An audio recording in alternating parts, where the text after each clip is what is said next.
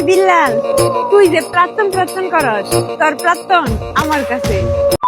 একটা সময়ের খুবই ভাইরাল কুখ্যাত বিখ্যাত কন্টেন্ট ক্রিয়েটর তরসব বিল্লালকে হয়তো আপনারা অনেকেই চিনেন, কিন্তু তার প্রাক্তনকে কয়জনে চিনেন? সে যে এত প্রাক্তন প্রাক্তন বলে লাফাই, কিন্তু সেই প্রাক্তনকেই কেউ চিনে না। তাই আজ আমরা কথা বলবো তার সেই প্রাক্তনকে নিয়ে।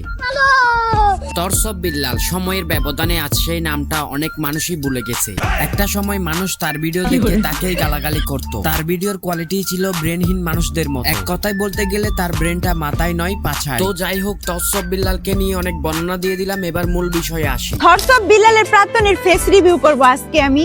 বাবুরে, এ তো দেখি সত্যি সত্যি তরসব বিল্লালের প্রাক্তনের ফেস রিভিল করে দিচ্ছে আমাদের সবার মাঝে। তবে সেটা কোনো ব্যাপার না, আমরাও দেখতে চাই যে তরসব বিল্লালের মতো ব্রেনহীন মানুষকে কেমনে একটা মেয়ে ভালোবাসে, আর সেই মেয়েটা বা কেমন। ও আরেকটা কথা, বাংলাদেশে কিন্তু বিল্লালের কয়েকটা অবৈধ সন্তান আছে। এখন আমি চিন্তা করতেছি সেই সন্তানগুলা কি বিল্লাল এই প্রাক্তনের মাধ্যমে জন্ম দিয়েছিল? না মানে আমার সাদা মনে কাদাযুক্ত একটা প্রশ্ন। আর আপনাদের কার কার মনে আমার মতো ঠিক সেম প্রশ্নটা আসছে, তারা একটু কমেন্ট বক্সে জানাবেন প্লিজ। আপনারা যদি বিল্লালের প্রাক্তনকে দেখতে চান তাহলে এই ভিডিওটা 20,000 শেয়ার দিন।